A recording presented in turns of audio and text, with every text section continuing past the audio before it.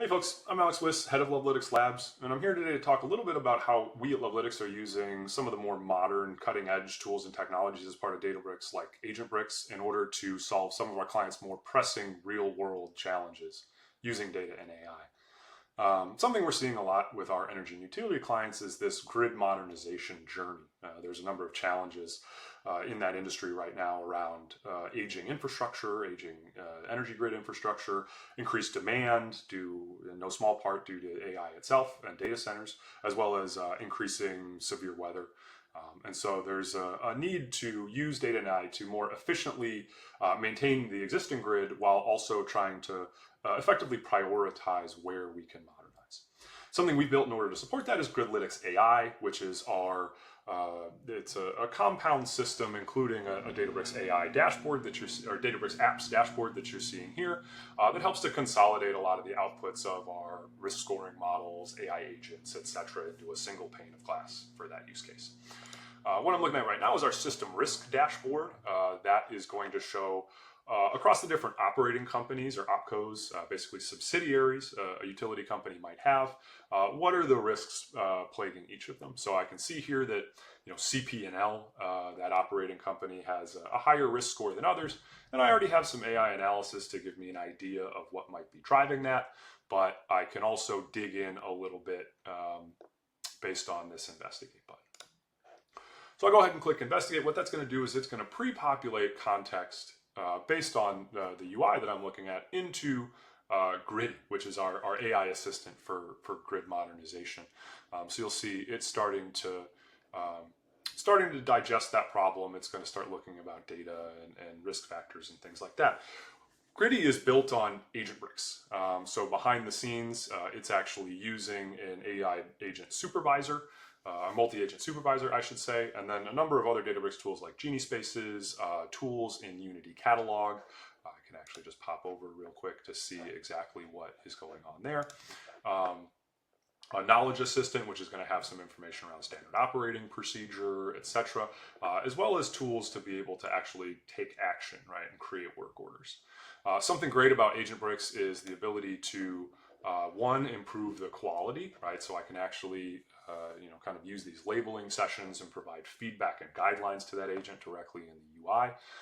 And then also something that's incredibly valuable is being able to look at and audit previous responses. So I can see exactly, if I look at a previous response here, I can see exactly what that multi-agent supervisor is calling, where it's handing off to other agents, et cetera, and I can audit and then use that to actually provide additional feedback. If I go back to my my kind of Griddy session here, I can see that it's starting to return some recommendations. Now that's going to be based on all of those handoffs and the work that the multi-agent supervisor was doing to look at standard operating procedures, look across my assets, look at some of those risk scores, etc. So I can kind of see, it was gathering data, it's looking at my operational best practices, my documentation. It's finding a lot of great information. One thing that it looks like it's doing is providing some immediate recommendations as well as some longer term recommendations.